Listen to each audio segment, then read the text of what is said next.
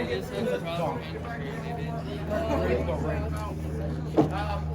first things first, I hope the boys are full, and I apologize to the parents because you guys just crushed that pizza pretty quickly. A couple things. One, welcome. I really appreciate your time out of your busy schedule to come to allow me to introduce myself. My name is Ben Vittori. I am the new basketball program director and varsity coach. We're here for a few reasons. One, just access to the new guy, some visibility, chance to introduce myself, right? Two, I think as you get to know me a bit, I tend to be an over communicator, right? So I just want to establish a baseline for proactive communication so you know what I'm about, so you know what our staff is about, and so you know what the upcoming season is going to be about. You might notice, in the spirit of communication and transparency, the word syllabus is on the screen. That's by design. You get access to your teachers in open house. You get to ask questions, and I'm sure they hand you a syllabus. So why is basketball any different? I've done this for many years, and it's just a way that I like to kick off, a season or a program.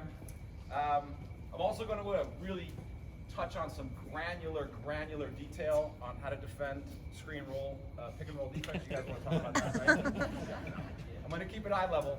We're going to talk about some logistics. We're going to talk about culture. Hopefully some fun stuff. So agenda, quick introduction. I'll tell you a bit about myself, then philosophy and themes relative to the overall program, staff introduction, and then some logistics about season start, what you can expect, what the season might look like. And then, because of Silicon Valley, you can't have a presentation without talking about a vision statement, a mission statement, and goals and objectives, so I've got those too. If your eyes roll back in your head when I'm going through that, we can stop it there. Actually, read the room pretty well. And then we'll close and open it out for Q&A, okay? So, a little bit about me. I played basketball at 3 levels, high school, college, and really crappy overseas basketball. But that's okay. I got a paycheck and I got to see the world, and it was a lot of fun as a 23-year-old. Yes, I did leave a lot of brain cells in Ireland, but I had a great time. A year ago or so, I did a podcast. A friend reached out that was really appreciative and asked me about my overseas experience. So if you want to Google it and find it, you can hear a bit more about that. So I came back to New York City, which I consider home, in 1999. And I got a job kind of right away, working on Wall Street.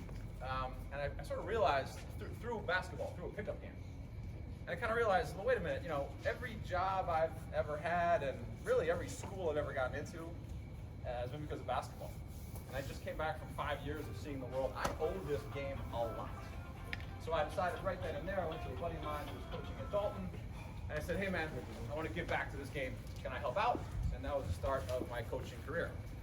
Dalton's on the east side, so when I moved to the west side, it was too hard to go cross town. Any New Yorkers know that. So I started coaching at the collegiate school where we had a great run. I was there for about 8 years, which culminated in a state championship in 2008, the first of 5 state championships they won. I had a ton of fun doing that.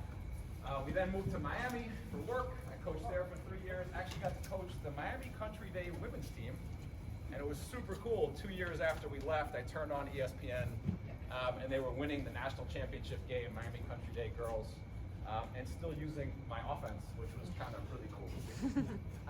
Then we moved to the Bay Area, so that was 2013. In 2013, started coaching, volunteering here. In 2015, I met a gentleman who has been something of a mentor and formative in my career, and that's Peter Diepenbrock, who's standing right over there.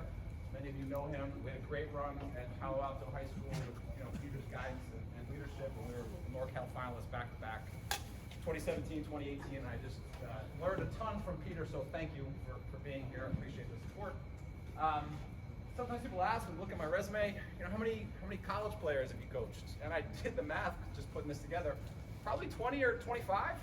And I say that just for context, right? That's over 20 to 25 years, right? It's kind of a rarity. It's like one per year, but have been lucky enough to coach some great players. Outside of that, my day job, I do work in finance for a big asset manager locally. I'm a member of a family of 4. I'm surrounded by 3 beautiful women, one of whom my wife Brielle is right there. Oh, there's Bardell, raised her hand right there. When I did interview, I talked about that it was kind of a family package. I really love the ability to have my family here and around and be kind of part of this community, which is just an awesome I do work East Coast hours, though, as a function of my job. I do think of myself as having an East Coast mentality. We'll talk about what that means as you get to know me. And I curse a lot. I'm a New Yorker. So I apologize in advance if you happen to walk into the gym unannounced and you hear something off color. It'll never be obscene, and you'll probably laugh at it, but you might hear some cursing. So what am I doing here? Why do I do this in addition to, air quote, day job? Look, I mean, basketball was hugely formative in my life. I already talked about schools and jobs and all that. I really believe it's an extension of education. I believe coaches are truly in the education business. Our job is to empower young men, right? And to become the best version of themselves possible, to maximize the potential. Sport and basketball is just a metaphor for life. It's a proving ground. It's a place you get to test yourself, to try new things, right? There's camaraderie that develops in the locker room, and there's a whole lot of good stuff that goes along with it. Again, it was hugely meaningful in my life and continues to be. Those that will get to know me throughout the course of the season will probably hear some stories about that. But yeah, that's why I'm here. So let's talk about, all right, philosophy and key themes. I'm just going to highlight a few of these. You'll have this, and you can read it, and you can ask further questions if you like. But Earl told me if I didn't finish this in 20 minutes, I was automatically fired tomorrow. So I want to make sure I get through it quickly. Empowerment and engagement is a huge theme for me. What I like to say to people is, could you imagine your son's biology teacher taking the test for them? Probably not. But that teacher would help them prepare, help them study, right? And then, be a proctor during the exam. Do I need to go to the restroom? You want to sharpen your pencil? Absolutely. I kind of feel the same way about basketball. I don't like to micromanage, call every play, control every situation, right? It's about young people developing into the best versions of themselves and making those decisions. Again, it's a proving ground. So I always say, I already played the game. It's not about me. And side note, by the way, coaches are highly overrated. Apologies to Todd Smith, he's not. Okay? And Peter, right? But players make plays, right? Players make plays. Players play the game. I'm not stepping in 94-50, right? It's going to be about these young men. And be thinkers and not robots, right? If I just call every play for you, you're really not learning how to think independently, and that's not best for your development. And I hope parents would agree, not best for the development of these young men. So preparation is huge. I learned as a freshman at an elite academic institution, you need to prepare for the algebra test as a freshman. You don't hope to do well. Similarly, you don't hope to do well in the basketball game. You don't hope the shot goes in. You do the work. Put in the work, right? Guarantees a successful outcome, or comes close to it. So Sun Tzu, right, famous philosopher, wrote The Art of War and said the battle is won or lost before it's ever fought. Muhammad Ali, I think, said it better. The fight is won or lost alone, away from the crowds, out there on the road or in the gym long before I dance under those lights. So what I mean to say is, you don't ace the algebra exam the day of the exam, and you don't beat Sacred Heart Prep on the Friday night in February. You beat them in the months and weeks ahead in preparation. It's just a big theme for me. How do you do that? Well, game speed, right? So how many of you guys have taken like SATs or pre-SATs or anything like that? Do you take the time test, or you just sit down and just do it free? First time I did it, I just was like, oh, this thing is easy. It took me like 5 hours. Then I realized you had like 3. I took it, the 3-hour test, and it got infinitely harder, okay? You don't want to go into a game and be surprised by the speed and the pace of that game. You want that to be your baseline. So the things that we're going to do are going to be on a clock. They're going to be to a score. Practices are going to be hyper efficient. So when you walk out on that court, it's going to limit the period of adjustment to be ready to go. It'll be up to the other team to adapt to your game speed. Okay? I like to think of myself as kind of forward-looking, proactive. My family hears me say it all the time. Let's be solution-oriented, not problem-oriented. I know the problem. That's fine. What's the solution? I've been around a lot of great coaches over the years, and sometimes you learn exactly what you want to be, and sometimes you learn what you don't want to be. I've been in a lot of timeouts where coaches spent the timeout talking about all the bad stuff that just happened. That stuff's already gone.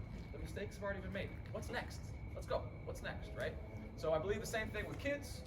I like a fairly long leash, right? You make a mistake, make it better, fix it. Get another rebound, get a steal.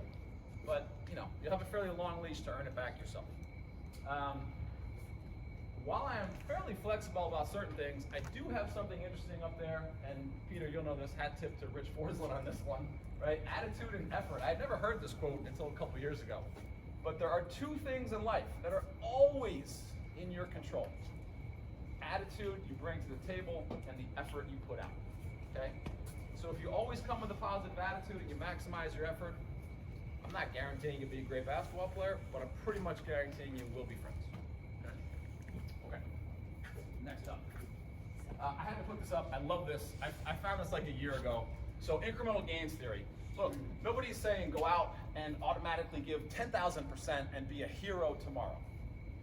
But give 1% every day. Get 1% better every day. And I love this math. And I'm sure there's a rocket science in the audience that's going to tell me this is not actually accurate. Please don't debunk it, because I love it so much. But let's just say the baseline you is 1 or 100. That's your baseline. And if every day, 365 days a year, you meet that baseline, well, that product is still 1. Okay? But if every day you add 1 degree, 1 percentage point, something extra, and then you raise that to 365, the product is 37.7. Okay? So every day, incremental gain, get 1% better. All right? Introductions. So, coaching staff. To my right, we'll do him first because he's the most important guy in the program. Matt Pearson, you all know Matt, right? He put this whole thing together. He actually made the pizza. Hold that up. Kyle Scheffler is not here, but I want to welcome Kyle Scheffler back to the program. A lot of you know him. You had him as a JV coach. I see smiles. You guys are happy? Yeah? Okay, right. Kyle's a great guy. He'll be around. His schedule didn't allow it tonight. We've got Liam over here, who's an alum, class of 2015. Right? He's going to bring a lot of passion, right, and a lot of knowledge. Mike Hamas is not here, right? But you guys all know him. He'll be involved at the JV level. Freshman, where's Keith King? Right, Keith King. So, first day that I was here, I was talking to Keith King, and almost every kid that walked by said hello to him. And right there I said, that guy's got something. That is a well-liked guy. So Keith, super happy to have you. Sorry, Mr. Freshman. New guy, Aaron Pryor. Many of you guys know Aaron. A couple of folks work out with him. Aaron was a Division I two-sport athlete and regularly kicks my butt on Friday mornings playing pickup basketball, although it has been a little while. What I really like about Aaron is he's got the Chicago grit and heart, but he's California cool demeanor, right? Pretty much, right? So Aaron will be around. We appreciate that. Kevin McCoy is going to be our pinch hitter, rotating around the program. You guys know him. He's also going to do stats and book for us. And then we've got the sports medicine, sports performance staff that are kind of hanging around the perimeters. Jesse's here, Aubrey's here, Steph is here, Sam is here, I think, right? Thank you in advance, because the resources at this school are awesome. And we really appreciate it. Looking forward to partnering with everyone. And then Earl had to run out, maybe isn't back. But you all know the administration and the community is fantastic and really supportive. Next. Okay, timeline. Busy slide. What do you need to know? November 1st. Okay, November 1st for all 3 levels is the first day we're allowed to play basketball. What we're going to do is we're going to take kind of an analytical, data-driven approach and mix that with a subjective approach. So it's going to be some testing, okay? Because you all came here, you're going to get the secret cheat code, because we're going to post videos on what we're going to test on. Actually, Liam and I ran through some drills. Mine are pretty comical. He did a much better job, so we'll post his videos. But we're going to time you on running a liner. We're going to time you on certain dribbling skills, baseline stuff, right? Just to get some data underneath us, to see where we stack up against one another, and also to see how we progress over several years, right? So it's going to be kind of testing for a day and a half, and then a day and a half of playing. By the 3rd, we should figure out where we're at. First game, pretty much for all 3 levels, is December 3rd or thereabouts. Schedule most likely is going to be Monday, Wednesday, Friday, 3:15. Tuesday, Thursday, lifting, at least for the JV and varsity level, and then 5:15 on the court. Saturday. So I have this idea. I have not been able to pull it off, but I think if I ever can, it's going to be at a place like Menlo. Community program-oriented Saturdays, where what we do is we all practice, we all eat, and maybe we draw on the resources of the community, and we have a guest speaker who talks about the power of sports in their lives.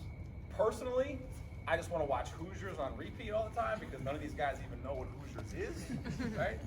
We need to watch Miracle. You guys don't know what the 1980 USA versus Russia hockey team is. You probably never saw a Mike Tyson fight. You probably never saw Rolly Massimino's Villanova team beat Georgetown.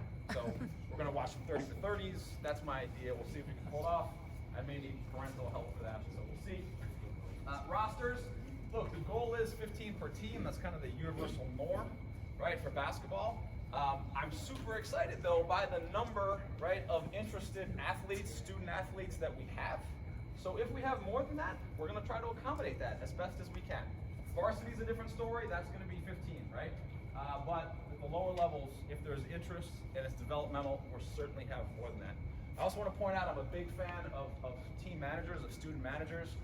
Sometimes this can be somebody who is math-oriented and is a coder and who loves analytics. Sometimes, listen, I'm talking to some of the athletes here, so I'm going to make an assumption. Sometimes those not involved in sports maybe, would like to be, but aren't able, right? And maybe there's a social barrier for whatever reason, and this is not when you get to hang out with the cool kids on the basketball team. We'll find those people. We'll ask them to be team managers. We'll help them, right? We'll help them. We'd love to draw them in. And then there's something really cool that I haven't done in a bunch of years, but I'd like to bring back. The idea of a student assistant coach, right? So this is like an apprenticeship. This is like an internship. This is about being really behind the scenes, helping draw up strategy, understanding the analytics behind it, helping go out and scout other teams. This is a coaching position, right? It's something that's great on a college application. Maybe we can lever it with our relationship with the Golden State Warriors and make it a summer internship there. I don't know, but I'd like to bring that back. I think it'd be something really exciting and great for folks to do. I know there's a bunch of football folks here, so let me just address this. Look, super proud of the success, and congratulations, Coach Smith and the team thus far. Hope you guys make it all the way through. I'm planning for not seeing football players possibly till December 1st. That would be a good outcome, yes? December 1st, or is it longer than that? Okay, that's about right. That's good. So if we're planning for that, that means we're probably, at least at the varsity level, going to have certain numbers that are right-sized, appropriate to the expectation of who we get in. Doesn't mean football players are going to get a cakewalk, right? If and when they show up, they're going to have to go through some of the similar testing, right? But I wouldn't expect to make a second round of roster adjustments, right, later on. I wouldn't want to do that twice. So we'll kind of right-size based on an expectation around November 3rd or 4th. Then have the football folks come in, and then we'll see where we're at. All right, make sense? Okay? Okay, here's your vision statement. I use the word suggested vision statement because this is just what I think, but we're going to figure this out as a program and as a community. But hell, I want to be among the best, programs in the Bay Area. Okay, that's what I'd like to do. So I toss that out there. The vision is a reach, right? It's what do you want to become? Absolutely, right? Given the tradition here, given the resources, given the student athlete we have, absolutely attainable. Okay? Mission statement, I'm going to read this. It's a little long-winded, but I think it's important just to get this out. So, mission statement, or what are the values that help you achieve the mission? Okay? So, we want to foster a culture of engagement, empowerment, and growth. We do that by targeting maximized potential, both for teams and individuals, by emphasizing consistent communication, constructive feedback, and accountability. We promote integrity, inclusion, initiative. We value strength, resilience, and courage. We affirm positive attitudes, intense effort, and focused efficiency. We do all that stuff, we end up with a culture of character and excellence. Okay? And then next up, more specific, short-term strategies for what we want to be as a basketball program. Let's be in better shape than our opponents. Let's be mentally tougher than our opponents. Let's be hard to guard on offense. We want to disrupt on defense. Nothing comes easy for our opponents. We want to borrow from the U.S. Marines. We adapt, we improvise, we overcome. Look, basically, two teams come on a court or come on a field. The team that adapts first wins. Right? We want to finish strong. Drills, practices, games, seasons. And notice, nothing I'm saying here is destination related. I'm not talking about wins. I'm not talking about beating Sacred Heart Prep.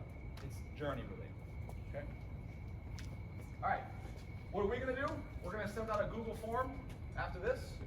Please get it back to us by October 15th that says, here's my name, right? Here's the program I'm interested in. This is what I'm going to show up on day one. We are going to send out the videos. So so we know what's coming for November 1st through 3rd.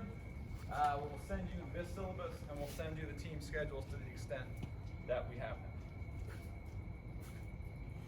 Okay, Q&A, some topics that may come up.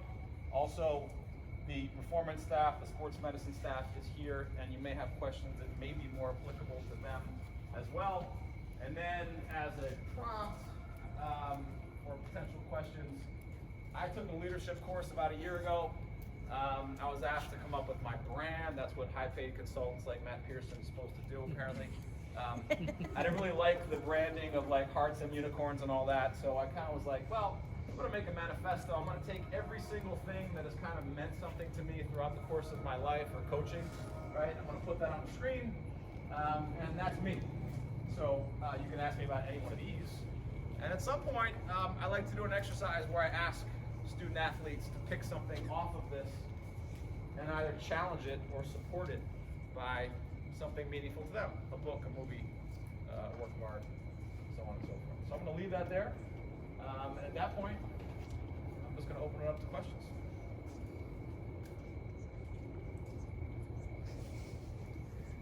Is that good or bad? Back here. Yes. I'll ask a question. Yeah, please. Is the schedule current on the website, and is there Christmas break travel figured out yet? Travel for the tournament? Yes. Or travel? Okay. So you know we have not figured out travel, although the flights are super cheap and I would like to fly. So that's in process. So at the varsity level, we're talking the 29th to the 30th. 27th to the 30th in San Diego. We'll bang that out as quickly as we can. They just asked us for the tournament fee like yesterday, so we're just kind of getting started with that. But it'll be 27th to the 30th. It'll be San Diego, and I promise to get on that quickly. The rest of the schedule is pretty much set. I think there's one game we have to add. You count them up. I think there's 23, 24 on there. We'll double check the website. It's Yeah. being Yeah. updated as we speak. Yeah, but it's not a standard deviation off. It's pretty close. Yes. Would you ever consider having more than one professional sport team? Yes, exactly right. We talked about that with Earl, and he's super supportive of that. That's happened in other programs. Look, we welcome all at those levels. It's developmental. It's about the positive experience and having fun. So absolutely, we'll be creative. We'll figure that out.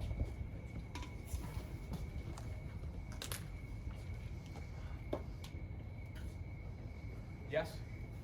Do you have any open gym time or time for the kids to play pickup? Yes.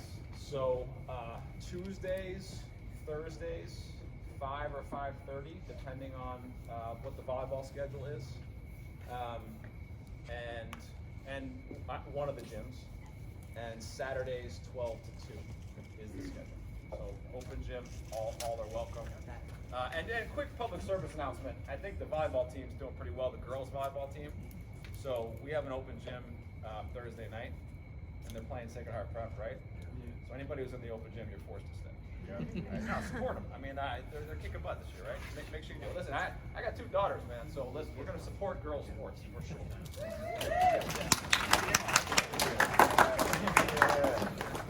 Okay. What else? What else you got for me? Yes. For fall athletes, what should they do about November 1? Well, they continue to kick butt in their respective sports, and we'll see them when we see them. Just give us a heads up on the expectation on when we might see them, and we'll accommodate accordingly.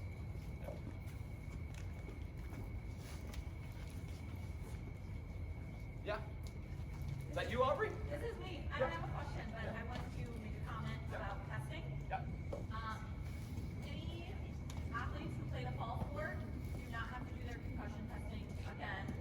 But if you haven't started a sport yet and you haven't completed your concussion testing, we run testing every Monday. Otherwise, you can sign up. I think we have 3 spots at the end of October, right before you get started with your season. So just make sure that's still a requirement. You need to get that done as well as your Magnus Health paperwork before you can start practicing. Thank you, Aubrey. Good. You guys got homework today? You want to get out of it? Yeah. Listen, if there are no other questions, I will turn you loose. I'm happy to stick around for a little bit, and Also, just email, right? Touch base. We'll try to get back to you as quickly as possible. But thank you for coming.